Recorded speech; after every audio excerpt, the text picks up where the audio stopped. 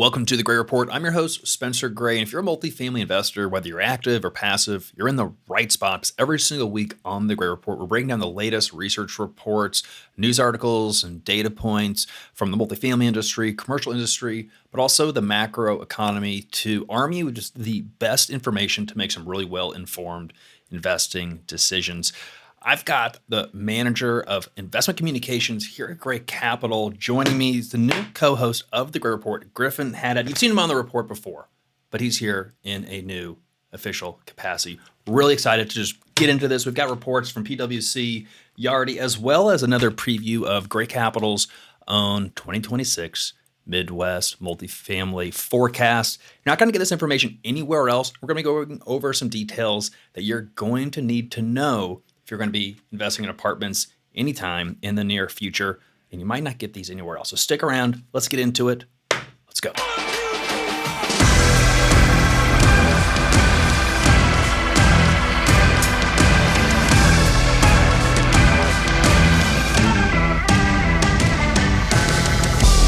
Welcome back to the Gray Report. Griffin, Haddad, new manager of investor communications here at Gray Capital. How we doing, Griffin? How's your week been? Getting off to a good start? How we feeling? Week is off to a good start. It's got a nice ring to it. Manager, investor communications. Yeah. It's a awesome time to be a part of Gray Capital as we enter into a new year. It's fun to take a look at our team and how we've built it up, how we're projecting the 2026 multifamily forecast for our markets, our target markets, and then specifically across the Midwest. Seems like the next 12 to 18 months could be quite an exciting time, not only to be an owner-operator, but to be a team member at Gray Capital. Yeah, well, I'm excited for Gray Capital, what we're going to do next year. It's an interesting time to be in the multifamily space, in housing. There's a lot of discussions of revolving around housing and affordability, which brings housing into focus right now. So It's kind of in the national conversation. It's part of the kind of that zeitgeist.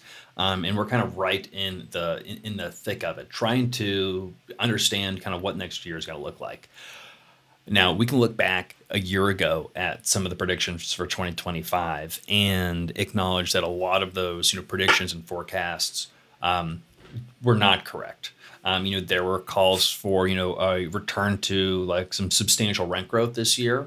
I think folks got a little bit over their skis and anticipating a bounce back from slower rent growth as we're seeing supply really fall down, but we still have all of this kind of glut of new inventory. We have all of these new apartment units. That just makes it a more competitive environment that while they may be absorbed, they've been absorbed at lower rates, and that has just been dragging things down. In addition to just overall low consumer sentiment. I mean, people are just really just down on the economy, the future. I think the Midwest Multifamily Forecast report that you're one of the authors on, along with John Chapman. My name's on here, but again, it was really you and John that put this thing together. After putting this report together, I'm just curious on some of your overall kind of takeaways, then we can get into some of the kind of the 5 takeaways that are underlined in the report. But if you have to kind of just step back and kind of give us your take for 2026. Yeah, I think what do you see? Keep flying over the flyover states as people are doing. I think that we've carved out quite a niche as an operator here in the Midwest, specifically in Indiana, Michigan, and Ohio. And I think there's a lot of folks that they take a look at the Midwest markets, and maybe it's simply just not for them. But you'll see in our forecast and even in the Yardi report and the PwC report that we'll look at today, the Midwest continues to outperform the national average, quite quietly. And we're beginning to make a little bit of noise, attracting, allocators from the coast. But at this point in time, I think it's a really awesome and favorable time to be a real estate investor, specifically in the multifamily asset class, with a deep, knowledge of the Midwest markets, and then some kind of relationship with Gray Capital as the sponsor, the manager, the owner-operator, the property manager of these assets. Looking at the Midwest in 2026 and comparative to the nation, you're going to see a lot of deceleration, and that's due to a large supply wave across what would have been the back half of 24 and all of this year. So really that deceleration is just in rent growth. And that doesn't mean we're going negative year over year. It just means we have slower growth. So you'll see, low single digit, rent growth across 2026 in our forecast. And that really is synonymous with a lot of the other forecasts or different predictions that I've been seeing as we put the newsletter together and I'm reading some of these other predictions. But relative to the Sun Belt, relative to the coastal markets, our deceleration in rent growth, it's actually a little bit more favorable in regards to seeing positive rent growth, just not at the rate that we've seen it in the past. I mean, it's a good point. I mean, if you go through, some of the markets on an individual basis, kind of isolate it, it can look a little bit negative because it is a lot of like slow growth and really decelerating growth. It's only when you look at kind of the rest of the nation, you see that a lot of these markets in the Midwest are really outperforming all of the other peers across the country. I want to switch to some of these, the takeaways that are in the report and get your opinion on them. And then we'll probably be able to get into some of the individual markets on later episodes. But I think this is probably also a good time to just remind folks that we are hosting a webinar that's going to be doing a deep dive of this report and bringing in even more information.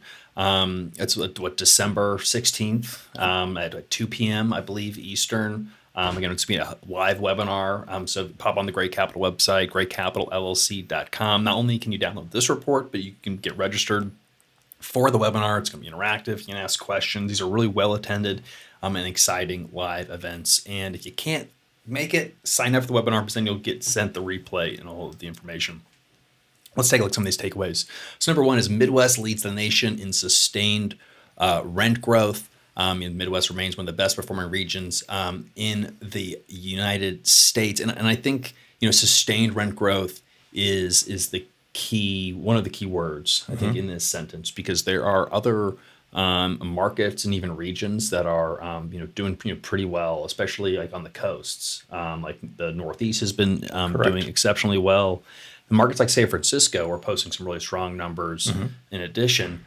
But, a lot of those markets, whether it's, New York or San Francisco, they had, multiple years of negative rent growth. Yeah. In San Francisco, while, again, it's been growing a lot, we've reported this on previous episodes, it still hasn't gotten back to like 2019 levels. Whereas the Midwest has been compounding consistently.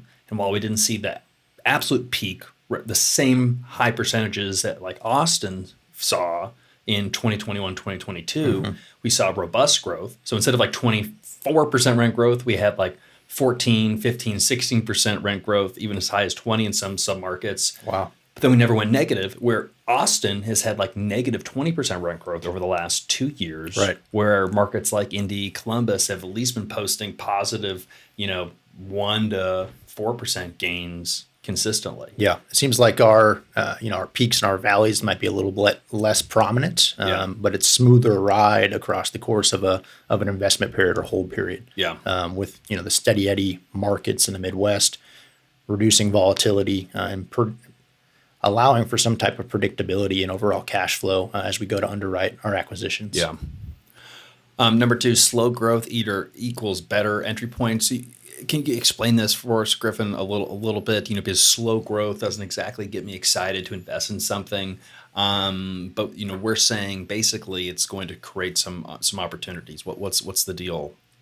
Right. I think if you take a look at overall just purchase price of these assets and whether it's price per unit or just the opportunity to buy an asset that continually is going to grow at a steady pace year over year versus an asset that might see a really good initial 2 years, but with some significant deceleration or negative rent growth on the back end, without this really big acceleratory pop when you're buying an asset during that period of growth. Obviously, now your purchase price, your entry point, is going to be much more significant than an asset that has producing 1 to 2% year over year growth. So we just are excited to be able to enter into some of these markets, acquire some of these assets at a purchase price, whether it's per door or just overall purchase price, that is a little bit more advantageous relative to some of these big boom and bust markets.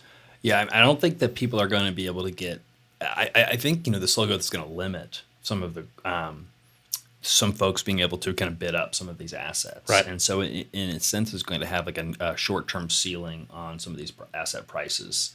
and hopefully allows them to be a more competitive in terms of, folks that are trying to buy it at a decent basis. Because, Great point. if you only have, if folks are reading, Great Capital's, report, and we're forecasting, for example, just let's pick a market at random here.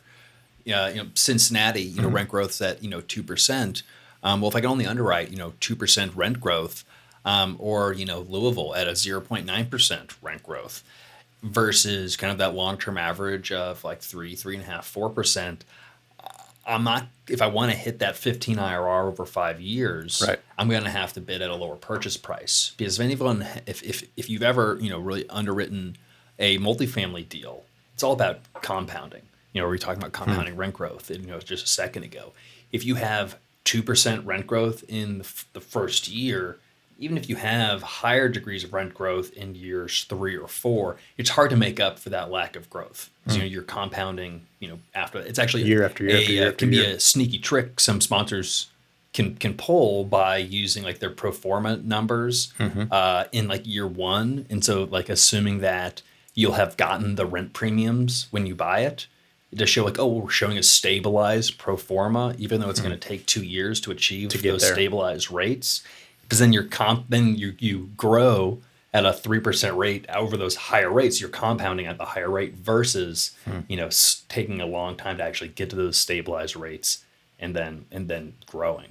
And so it could be, again, just some buyers not having the confidence in a lot of growth, so they're either not going to bid at all. Or they're just not going to be able to underwrite high returns without a lower purchase price. Right. So Yeah, that's a hopefully great point. folks can take advantage of that. Okay, so now distress will drive 2026 deal flow.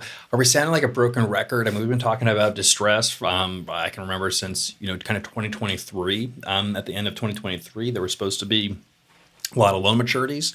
They got extended. Everyone's pretending that the assets are fine when maybe they're actually underwater. Is 2026 the year where that distress unlocks the deal flow? I have been seeing whether it's opinion articles or if it's analysis of the amount of distress amongst all the real asset sectors, asset classes. Obviously, pay a little bit more attention to the multifamily sections of those articles, and everybody is calling for essentially the buck is coming due. If you have an impending loan maturity or a cap rate expiration, there is no more kicking that proverbial can down the road. And as rates come down, you would think that distress is being alleviated. But in fact, I think in the last 2 quarters, we've actually seen an uptick in overall distress in multifamily assets. And so with these loan maturities occurring and still the refinance, rates coming down, still assets not being able to cover their DSCR or cover their debt payments, there could be essentially forced sale of assets through operators that can no longer, float the asset. Or we've heard stories from Great Capital LPs of them pushing GPs out, taking over the asset based on poor management or, improper positioning, in the debt market. So it would be interesting to see, especially in the markets that we're operating in, Spencer, if there is truly kind of a fruition of deals that are coming to our table or our acquisitions desk that are in distress or being forced to sell just based on loan maturities. Yeah. It's been interesting because I think we would have anticipated more, and I think we could see more. It seems like the most distressed deals are being kind of handled not necessarily as publicly. They're not necessarily going to market, but they're being worked out through preferred equity or some sort of like rescue capital. A lot of deals are being recapitalized of where LPs I think just want out of the deal for as much money they can get out of, and a new LP is going to come in and take their spot, and hoping that like, okay, well, we've got a little bit more runway. Also, sponsors don't necessarily want to reduce their AUM, and so you've got LPs that want to cycle out, and usually like a GP like Great Capital, where you're buying and selling. Hopefully you're selling a deal and you're buying 2 deals, or at least you're trying to at least kind of maintain. But right now the deals aren't there to buy, but you do have investors that want to sell. And so as a GP, do you want to see your portfolio be reduced from your 10,000 units down to 7,500 units? And so instead of doing that, of selling it and having to leave the portfolio because that's a reduction in fee income, management fees, and whatnot. Mm-hmm. They're finding new investors to come in and recapitalize and trade spots with those that first round of LPs. Right. And then sometimes in the deals that have seasoned long enough, maybe they were first acquired in 2018 or so, kind of prior to 2020. They weren't purchased at peak 2022 pricing. Some of those cases, those original LPs can actually still make some money, but still have liquidity, get out of the deal, move on to the next one. You had a conversation with an allocator late last week in regards to them essentially inheriting or having to take over a portfolio of assets, and it might have not been distress or impending loan maturities, but in the event of whether it's a bank, an allocator that is maybe not properly positioned to be an owner operator of a multifamily asset, they're obviously looking to get those assets off their books to somebody similar to Gray Capital, if not Gray Capital.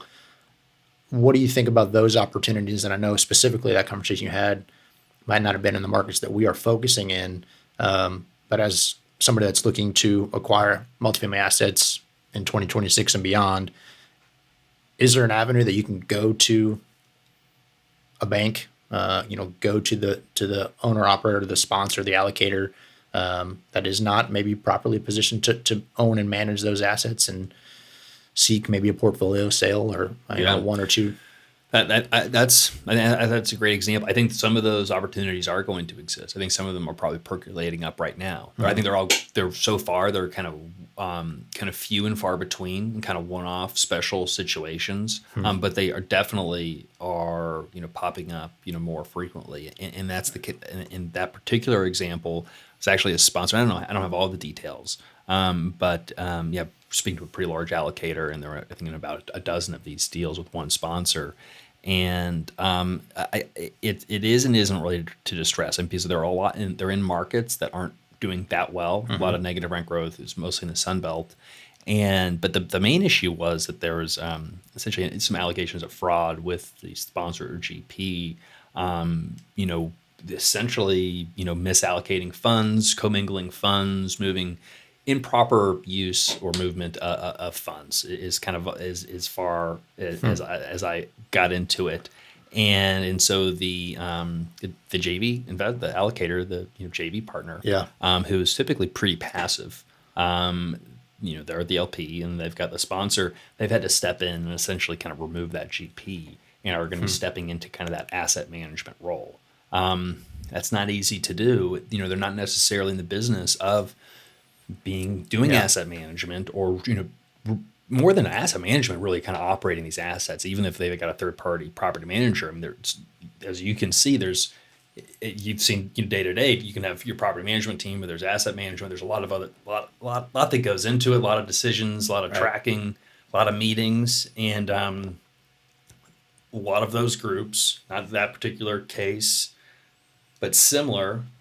I think they're probably going to make a go of it just because they have to. Because they're probably of the opinion maybe now is not the best time to sell. Right. But that in the near future they're going to be looking for exits. Yeah. And so I think there's going to continue to be a lot of kind of one-off situations of where the right deal, being creative, and trying to find some solution to come in to assist some of these kind of broken deals. There are going to be some really great opportunities. I don't think you can build a business plan around it just because every situation is a little unique. Sure. We explored pretty heavily deploying preferred equity into other sponsors' deals, not our own deals, but other sponsors' deals. And as you were involved in that process, I mean, we spent a lot of effort and time, and we looked at a lot of deals, and we just couldn't find anything we really wanted to put our money into. Yeah. And it's a lot of time, it's a lot of effort. Again, it's few and far between that you really want to participate. Yeah. I think the idea also, just you mentioned, it's not a business strategy you want to build your entire operations around, but just keeping, we've done a nice job of building a very solid, reliable limited partner equity base here at Gray Capital, and just making certain that your capital coffers per se are full and are ready to be deployed into opportunistic strategies like that. And I think Blake and you do an incredible job of tagging certain investors that have likes and dislikes or would be most interested in a distressed asset. It just would be interesting to see what does pop up in 26 because these broken assets have now been broken for almost 2.5 years. Yeah. A lot on the new development side too. A lot of nice developments that are now like stabilized, but the value that the owner is assigning to it is different from where the market.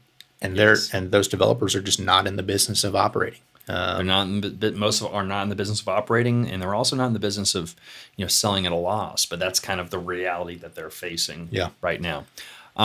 So that's on for distress. Number 4, supply drops. The supply drop sharpens regional advantage, and we've talked about this a decent amount. And I think this theme is throughout the nation. The Midwest has always been moderately supplied. Certainly, we've seen a lot of supply, kind of 40-year peak like other markets. But we are kind of snapping back a little bit quicker, as we'll look at in the Yardi report here in a little bit. There's still a lot of supply coming into a lot of these Sunbelt markets. There's a lot of supply coming into the Midwest still. Again, a fraction of what it was a couple of years ago. But it looks like we'll see at least that the competition recede over time. It's not all happening all at once, as a lot of folks want it to.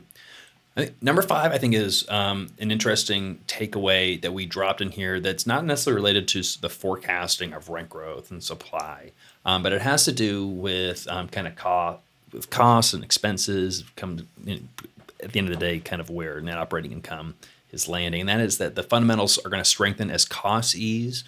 And this is more related to centralization efforts, technology, AI efficiencies, kind of restructuring payroll, but then also some savings that people are finding. And this is certainly an anecdote from Great Capital, but it's not just us. This is across the industry. A lot of savings on insurance. Insurance increased significantly over the last couple of years, but there is a little bit of a correction. Finally, it's much needed. We're starting to see we're going to be saving, I think, on average, about 30 to 36% on our insurance next year versus what we were spending this year. A lot of property taxes went up across the board. We're getting some of those appeals coming back in. And it just, everyone's been forced to be more efficient. And so we're going to start seeing the fruits of that labor in 2026. And so even if there's not going to be necessarily rent growth, we might actually see a reduction in expenses to give us some lift on NOI.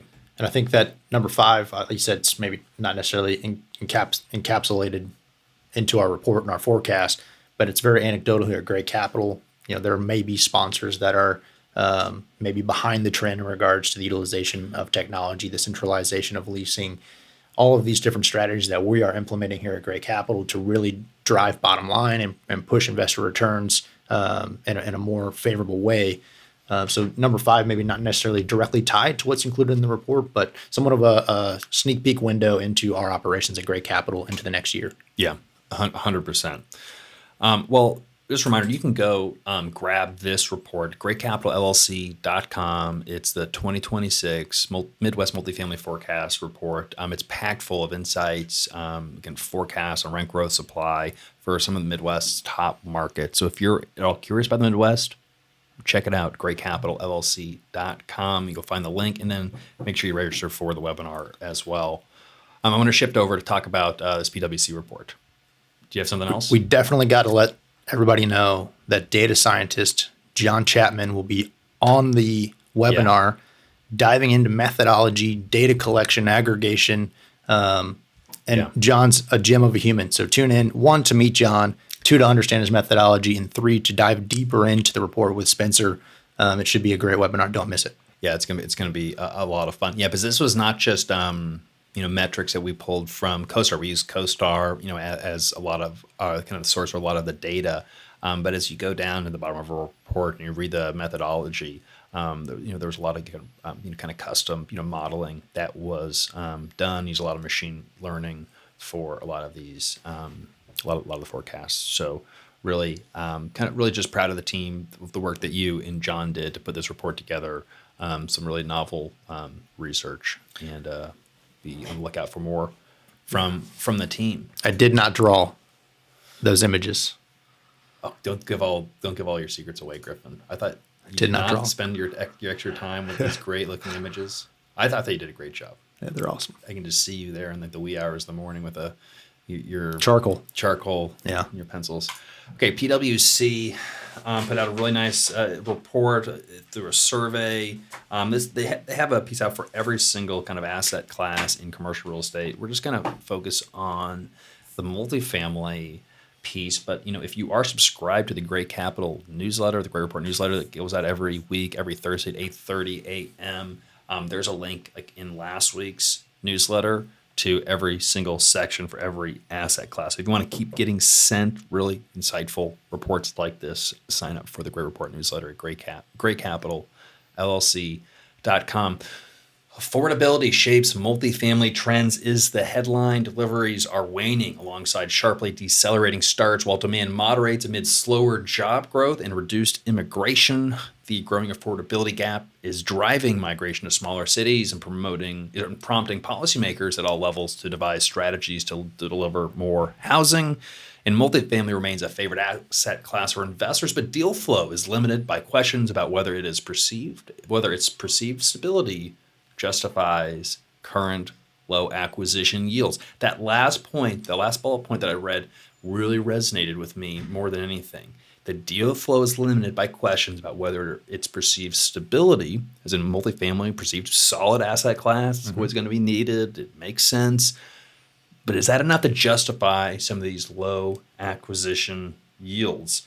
I think it's a really good question, and this report is kind of chock full of a lot of anecdotes from industry professionals. What was kind of your thought, Griffin, as when you were going through this report, and any of your own kind of takeaways before we go into any of the graphs and some of the quotes?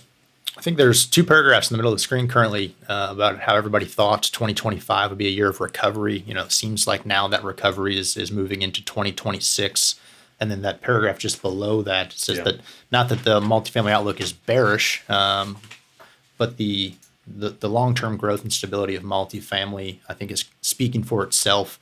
If you take a look, I think a few weeks ago we talked about year over year, maybe a quarter over quarter NOI growth across all real asset classes and sectors, and multifamily was in there as quite reliable, quite steady. And while we spoke about deceleration at the front end of this podcast, I think that's just going to be the storyline in 2026. And it's not a deceleration from 2025, but just I think relative historical averages. But with that being said, there are pockets as real estate is hyper local, and specifically if we get talking about regions of the United States, the Midwest will continually see this steady growth that we've predicted in our 2026 multifamily forecast. That I think we can get quite excited about, while other regions of the United States are seeing negative rent growth or a more severe deceleration. The steadiness of the Midwest is something that I think gets some good attention, not only in this PwC article, but also the next Yardi article that we're going to take a look at. Well, what's challenging, though, is, we can look and say, hey, supply's coming down. Midwest is doing pretty good. But still, a lot of the deals that we underwrite, and you hear, Addison and Jay and I talking, we look at a lot of deals and, the price that sellers are asking, produces returns that are just not exciting. And so we can be bullish on the fundamentals and like supply's coming down and there's a need for housing and more people, there's more renters than there's ever been because the average new home buyer now is over 40 years old, and that means all those other folks are still going to continue to rent. But at the end of the day, when we underwrite a deal and the cash flow is like 3%, 4%, even 5%, and the IRR is sub 15, we can talk about how we can point to some fundamentals that look exciting, but the numbers are the numbers. And so it requires us to then use our gut to say well, I feel that the numbers are going to turn around in a couple of years. But there's no actual data that's pointing to rent is going to start recovering and start growing in X year. Yeah. Just looking April at 27. It's nobody's making that call, and if they do, they're putting themselves on a very fragile limb. No one wants to make the call. You're right. And because people have made the call, not even for really accelerated rent growth, but again, just 2025 as an example, 2025, and I'm pretty sure 2020, 4 as well. It was going to be like a return to normal. It's going to be, everyone was saying it's going to be 3% rent growth. And you can go back to previous Gray Report episodes where we basically just said it's like that just means that no one knows and everyone's just putting what the long-term average is. And so like no one's going to, there's like safety in numbers if just like going on the long-term average. Right. But everybody was wrong. And so it's like, well, if we're not growing now, when will that growth occur? And so like if you're talking to an investor, I mean, what's your answer? Right. I think in my conversations and just being local to Indianapolis in a market that we just closed an asset, just acquired an asset in, driving around town, you can see the demand, and it's indicative in the continued development of hospitals, surgical centers, retail storefronts, restaurants going in, multifamily communities being built, neighborhoods being built, single family residences popping up. So when you're discussing, forward projected rent growth within our underwriting model, while some of the data may not say that that's going to be, specifically the case, I think I can speak from a boots on the ground or an anecdotal, perspective, and to really try my best to depict the immense amount of, growth that's occurring here in Indianapolis and or the markets that we are operating in as we go tour properties. I think once you get into a market and can actually tangibly see and feel, the population growth, the job growth, and be able to articulate that to investors when they do see, hey, we're going to have some deceleration in rent growth over the next few years just based off some of the data. If it's a long-term hold, and which our assets typically are, that's typically our business strategy is 5 to 10 year holds. There's some promise in seeing some growth, just through that steady demand in the markets we're operating in. Yeah, but also doing this last forecast report and seeing a lot of the work that John was doing on his model and learning more about the methodology also, I think was insightful in that we really don't have the tools to really look around too many corners, just because there's no visibility, and right. We only have like short-term data, and these trends are being built off of like very hyper recent data, and the hyper recent data is relatively slow growth and dealing with all these concessions, dealing with all this supply, and so it's extrapolating that trend, and it's not necessarily going to grab that. All right, well, all of these pieces are going to fall into place and supply will have all been delivered by this time. And therefore in 2 years or 3 years, we're going to start seeing this, this pop. That's just like kind of not how the models work. Because even if it's, right. The supply is one input, it's not the only variable. There's a lot of other variables. One of those is, the trend of recent rent growth. And so if the trend of recent rent growth is relatively low, it's going to be harder to kind of punch out above that. And so it's, we want to be data dependent. But real estate for the longest time has always used the data, but it has more traditionally used that kind of that intuition that you just described of driving around a market and seeing the things that the reports aren't necessarily picking up, and understanding the population growth and the job growth. Yeah, but also the fact that there's somewhat limited supply. Because I'd say to counter that, drive around Austin. There's an energy around Austin. There's people moving. Is there there's obviously such thing as too much growth at one given moment. And I think here in the Midwest, specifically in Indianapolis, it depends on if you go north side, east side, west. Yeah. It doesn't matter where you go, you're seeing some growth. But specifically just operating on the north side in my daily life, there's a lot of growth occurring. Yeah. You're also seeing what I think is some downward pressure on rents, just because there's a highly competitive environment being created by all of this influx in supply. So as we went and toured flats on the south side down in Greenwood, that was one of the greatest things we could have ever done in our capital raise, was to take prospective investors down to flats, let them walk around the property, see how nice and new it was, but also to let them see all of the surrounding growth at that site, of which was hospitals, surgery centers, retail storefronts, with very little multifamily supply being delivered. No, that's a good point. It's, you can look at the growth, but what kind of growth? It's really qualitative, and you can have a ton of retail growth, everything you just said. But if you've got tons of apartments everywhere, also, it might not be as exciting as there's a ton of jobs coming in. But where are these people going to live? I see one new apartment building. It's 200 units, and but there's going to be 5,000 jobs. Where are all those people going to to live. Right. That's a really good point. All right, let's look at these graphs. I'm going to move to the second one, but I think it's actually a little more interesting than the first. These are buy, hold, and sell recommendations for apartments, breaking down kind of some of the sub asset classes of housing from senior to lower income, single family, student housing, moderate, high income.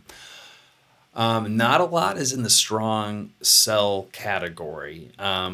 There are some interesting trends. Looks like senior housing is the kind of the standout in terms of the strongest buy signal. 23.6% of respondents saying, "Hey, this is a strong buy."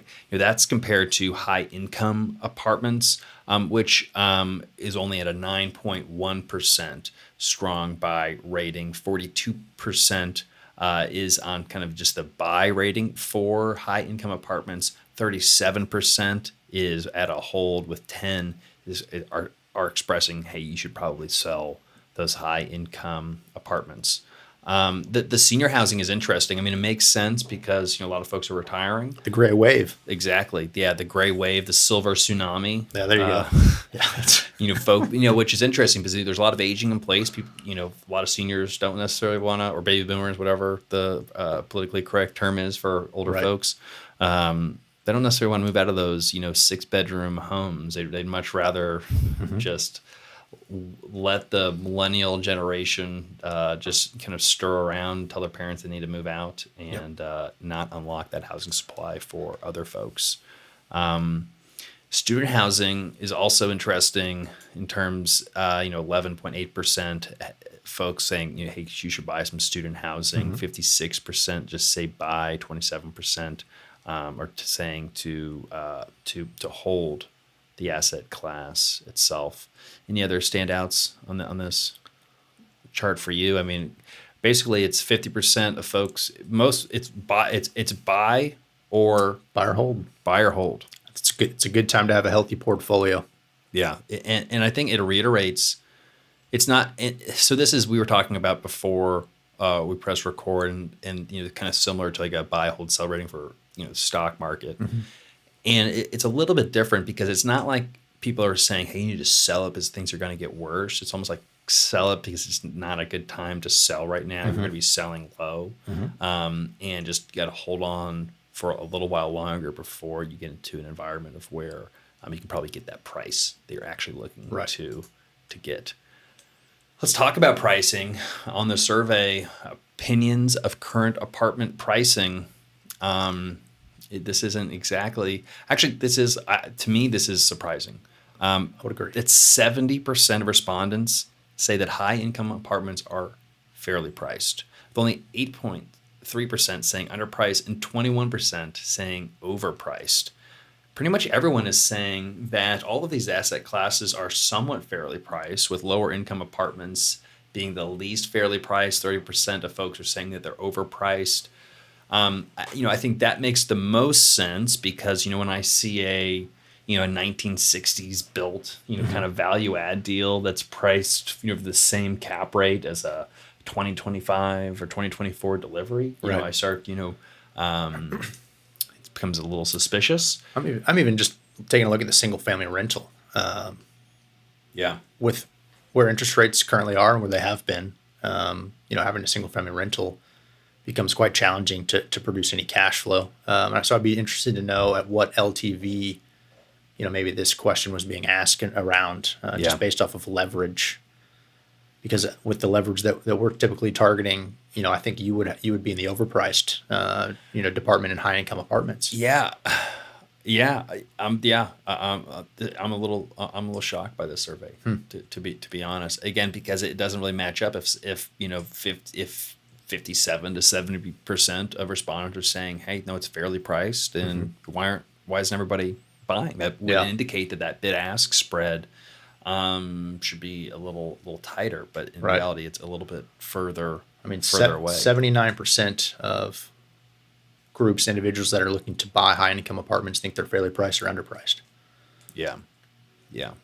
That seems almost inverse.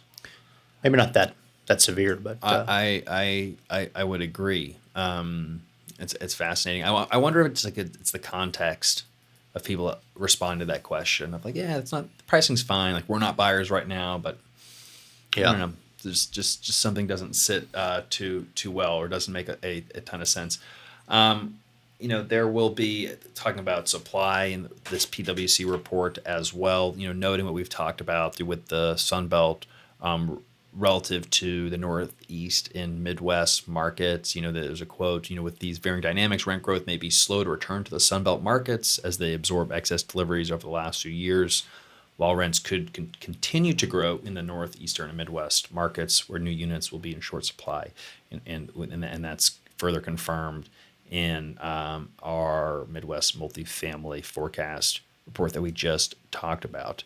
Demand is something it's been positive. In fact, the demand story has surprised a lot of folks. There's been a lot of supply, but demand has outpaced supply. It doesn't necessarily mean that there's been a ton of rent growth. It's just that the people have been moving into these apartments.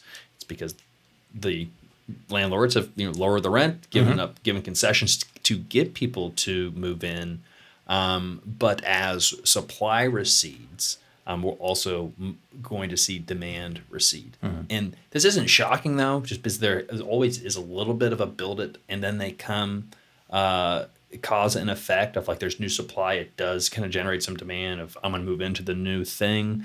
But then that kind of trickles down. And I think it was probably kind of a false prediction to say, hey, we're going to see this demand stay elevated at multi-decade highs as supply recedes down to kind of a more normal level. Typically, they kind of move in somewhat lockstep. It's just when they, they'll get a little bit out of pace with each other, which creates some of those inflection points.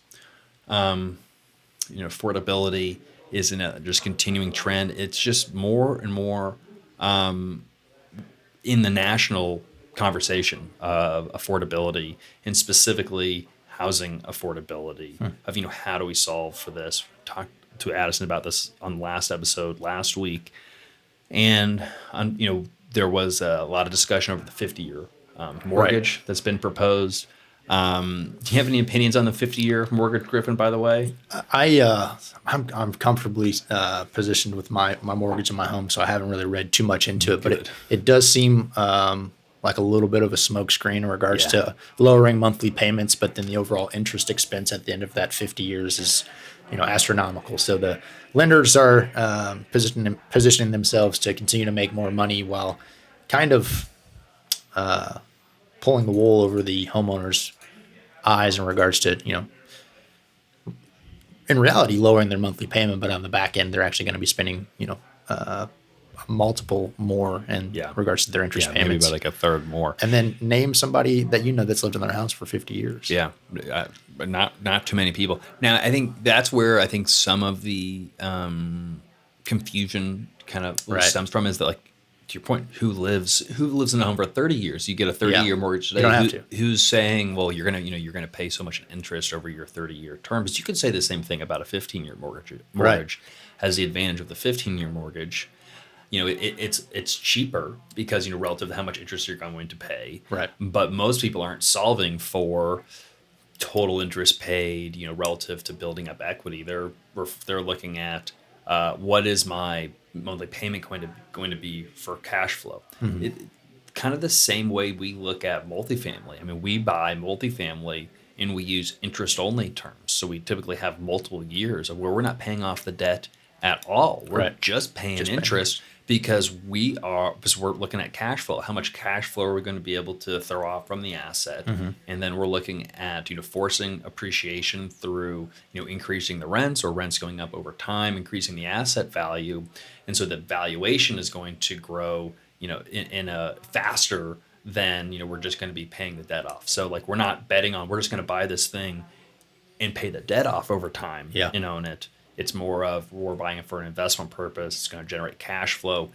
And so the 50-year mortgage, you can think of in a similar way of, if your plan is, I'm going to live here forever, then it might not be if it allows you to get into the home and it's the only way you can afford it, maybe that's fine. There's just going to be a higher interest expense over time. Yeah. But if you're buying it from, for cash flow as an investment property, maybe it makes sense.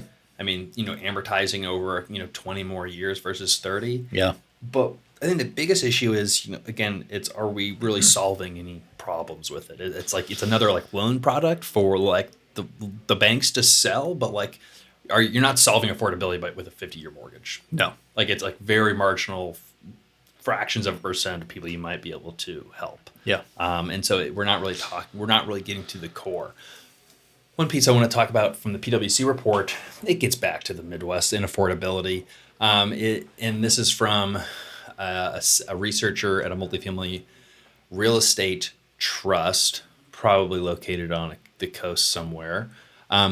It's a quote, "A trend we expect in the next few years is that people will be looking for fringe markets that are more affordable," said a researcher at a multifamily real estate investment trust. "Places like Columbus and Indianapolis are not exciting for investors, but they are driving decisions for households."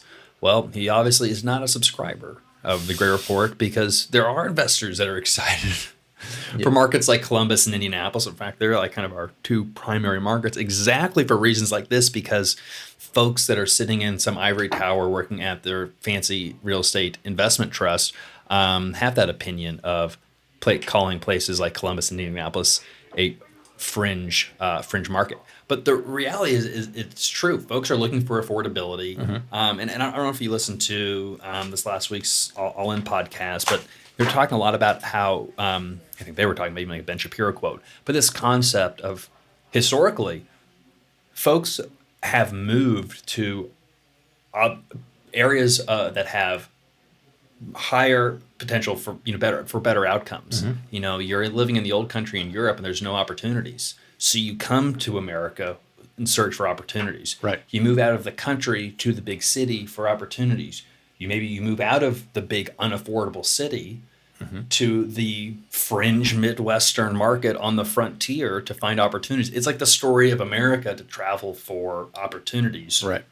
And there's this mindset though that we are all entitled to live where we were born in the same way, and that I should be able to live here because I was born here, regardless of maybe you were born in Manhattan or in Orange County, California, and it's just really expensive to live there. Right. And maybe your parents worked really hard to be able to live there, but does that entitle you to be able to live there for forever? Yeah. Also, and the reaction is, I'm going to get the government to make prices more affordable because I have some right to live in this specific geographic location. There's a paragraph, I think, just below the quote that you read, and I think it is discussing just that of affordability is prompting growth in outer suburbs or satellite cities nearest the largest metro areas. And I think that we're seeing that in Indianapolis, some of the cities that are listed there, Fort Collins for Denver, Ocala for what would be Orlando. We're seeing that in Greenwood, Fishers. Greenwood's a good example. Greenwood's a great example. Because I think, if people are even looking to move to Indianapolis and they first look at Carmel because, it's ranked as one of the best places to live in the United States. Yeah. Great schools. But then they're like, dang, it's expensive to live up here in the northern suburbs, just north of Indianapolis. Where else is a good submarket? Oh, the south side suburbs have good schools, good housing stock, but it's more affordable. And you're obtaining all of, if not very similar opportunities for forward progress for your family. Yeah. Living in and around Indianapolis in what is a safe, affordable suburb. Yeah. Yeah. Makes a lot of sense. Last piece before we move on to the Yardi Matrix report. Investors are bullish, but they're wary of risk. And this resonated with me, similar to that kind of the earlier quote of, hey, look, the fundamentals make sense. All feelings in our gut say this is a good time to start buying multifamily. But, the yields just aren't there on every deal. Most of the deals we underwrite, just the returns just don't look good. And sometimes they're really far off. I mean, we're going to have done one deal this year. We wanted to do like 3 or 4 deals this year. Yeah. So it's, it says here, while 2026 could be the year to break the logjam on transaction activity that has stalled since interest rates jumped in 2022, that is no sure bet. Much depends on the direction of the 10-year Treasury yield. Quote, if rates drop substantially to 4% or lower, we could see a dramatic increase in activity as cap rates recalibrate, said the head of a national brokerage. investors are ready to go. I mean, we had some lenders in here in the office just a second ago, and they said, man, those rates, the 10-year treasury dips below 4%. It's buy, buy, buy, buy, buy. Everybody's ready to go. All of a sudden, the deals start penciling, but we're kind of waffling. 10-year really hasn't dipped below 4% much. A lot of folks are having to use shorter term debt. We did a 5-year Freddie Mac deal on our latest transaction because like that's right in the belly of the yield curve. So like the 5-year rate is a little bit lower, the spreads were a little bit better, but then you have to deal with these pesky things called these exit tests that the agencies are doing that are complete black box. So they don't tell you what the test is, but you have to pass it, and maybe the criteria that we're judging the test may change in the middle of Maybe it. it changes. So it's risky to do deals right now. Just the ability to transact, and again, if you can't underwrite much rent growth, you're either just you're left with using intuition or finding a really niche submarket where you can get some rent growth, like we found in Greenwood. I want to move on to the Yardi report, Yardi Matrix National Multifamily Report for October 2025. We feature Yardi's report when they come out here on the Gray Report as a really good baseline. Just to cover kind of 3 topics, multifamily rents continue to drop in October in face of weakening demand amid economic uncertainty and deteriorating consumer health. The average U.S. advertised rent fell $4 to $17.43 during the month, while year-over-year rent growth was unchanged at 0.5%. And then, although too soon for alarm, apartment demand is showing cracks. Absorption rates dropped sharply in recent months in Midwest metros such as Detroit, Twin Cities, and Indianapolis, and Sunbelt markets including Orlando, Nashville, Miami, Southwest Florida, and Dallas. So again, as supply has really receding, we're also seeing demand recede as well. And just to fast forward a little bit, again, we're starting to see that dip really kind of come down. But looking at some of these year-over-year charts, again, the average rent growth according to Yardi, all asset classes for the year is 0.5. That may turn basically flat by the end of the year. And we do still have many Midwestern metros and other markets that are positive, but most are negative.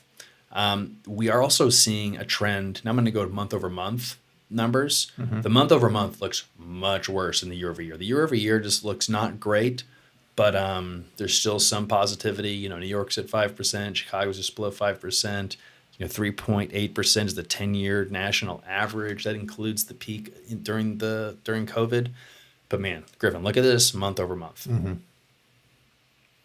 Really negative. There's really only there's barely like 2 markets that are positive: Detroit and New Jersey, which interesting pair. Something that I found interesting is it really is the higher end lifestyle asset class, which is all the new stuff, that is detracting from the overall averages, where we see kind of the renters by necessity having a little bit of growth, albeit not a ton of growth. So I mean, like Kansas City's got some nice growth, Chicago, Detroit, it's somewhat positive, but I mean, the lifestyle asset class, everything's negative, including New Jersey, including San Francisco. The national average, is 0.3% on the lifestyle stuff. It's just quite interesting. You're an investor with great capital, a sponsor that operates in different markets, and you're probably seeing a lot of the same thing in your monthly or quarterly reports relative to maybe sub pro forma rent growths, maybe just a deceleration in overall cash flow, and maybe your distribution wasn't as promised. I think that there's a relative kind of position that all LPs should be taking, currently, and it's not lowering the expectation bar, but it's maybe changing your palette moving forward into 26 with the understanding that the multifamily asset class and the markets are relatively not underperforming, but they're relatively flat or slower growth. And I just think that as an individual that gets to talk to investors, it's trying to articulate that in a way that sets expectations up appropriately. And so we're not having to deal with any backlash in regards to underperformance. And I don't think that our portfolio specifically is underperforming, but I do see all of these, emails coming through from sponsors, from individuals that are advising LPs on deals. Hey, you got the capital call email, you got your third capital call email. What to do when this is happening to you? And so I think that there's a lot of exposure in the media and in different newsletters and various outlets that are portraying the multifamily asset classes experiencing significant deceleration or significant lack of performance and a negative trend. And I just don't think that's the case. Obviously, month by month, month over month, it looks a little bit more significant. But like we said, year over year, it's relatively flat. Yeah, year over year, according to Yardi, rent growth is flat with many markets still posting gains, including New York City. I think, again, here's a contrast. New York City, year over year, all asset classes, top of the list, almost 5%. Month over month, though, New York City's at the bottom of the list. Just, in 1 month, rents have declined almost by 2%. I don't think that's Mamdani just yet. I don't know exactly. I can't really explain that. It's even knocking out Austin and Denver, some negative rent growth. Really, really fascinating. I don't know if it's supply. I don't know what it is. But New York City is getting a little bit of rent relief from renters. Well, just as a reminder, you can get all these reports sent to you on a consistent basis. That's exactly what the Gray Report newsletter was originally designed to do. We were sitting around saying, hey, why aren't... Honestly, the reason why we started sending out the newsletter is I hated finding these research reports months after they were published. They would be stale. There was no place that kind of aggregated all of them. And the outlets themselves didn't do a great job of announcing that they had a new report out. So the dissemination was really bad. And I was like, well, this is going to be a lot of work putting all these, finding these reports, putting them all in one place. I'm like, if it's such a big issue for me, I was like, there's going to be other people out there that are going to want these reports sent to them in a timely manner. So we just started aggregating the reports ourselves and then started distributing them to our investors, partners, and friends. And that's how the Gray Report newsletter started. It eventually turned into the podcast where we talk about kind of the highlights on the report. But again, if you want to stay up to date with the best multifamily intelligence, the Gray Report newsletter, hands down, is the place to do it. You can subscribe by going to the Gray Capital website, graycapitalllc.com. Sign up. While you're there, you can also get this Midwest Multifamily Forecast report that we've been talking about, as well as sign up for the webinar that's going to take place on December 16th at 2 p.m. Eastern. It's going to be a blockbuster. So we talked about John Chapman, data scientist here at Gray Capital. He's going to be here, and he's going to just be blowing the roof off the thing, digging right into the data, getting into the methodology and what's driving some of these markets. Griffin, we're going to wrap up for today. Any other thoughts? Reading through all of this, again, official welcome to the Gray Report, sitting in as co-host officially. But any other thoughts on the multifamily market? Click the link, subscribe. Excited for 2026. We love to hear your thoughts on our markets forecast report. If you have any questions, my email's in the bottom right-hand corner. It's always open and accessible to you. Would love to have a discussion on the report. Thank you, Griffin, for that. And let me ask you this. Are there going to be some physical versions of this besides this one I printed out? Sure. Absolutely. If someone emails you, and I'm saying this because it's the end of the podcast. Yeah. So if someone emails Griffin, and they're like, send me the physical version of this report. I don't want a PDF. I want to feel it between my fingers. Right. Will you get a physical? Will we send them physical one? copy and a hat from Gray Capital because you made it to the end of the podcast. Okay. Thanks for joining us this far. Not just an actual physical version of the report that it looks great on a coffee table. It rolls up right into a stocking for Christmas. But you'll also be able to get a hat, which the Gray Capital hats, chef's kiss. They're great. A lot of time and effort goes into them. They are. I wear mine all the time. for a variety of reasons. Right. Mostly because it's a good hat. We're going to have them on next week on the podcast. We're going to have them on next week. And I know what I'm looking forward to in my stocking this year, Christmas, is a research report. Yeah. All right. Thanks for watching the Gray Report. Hop on the Gray Capital website. We'll see you next week.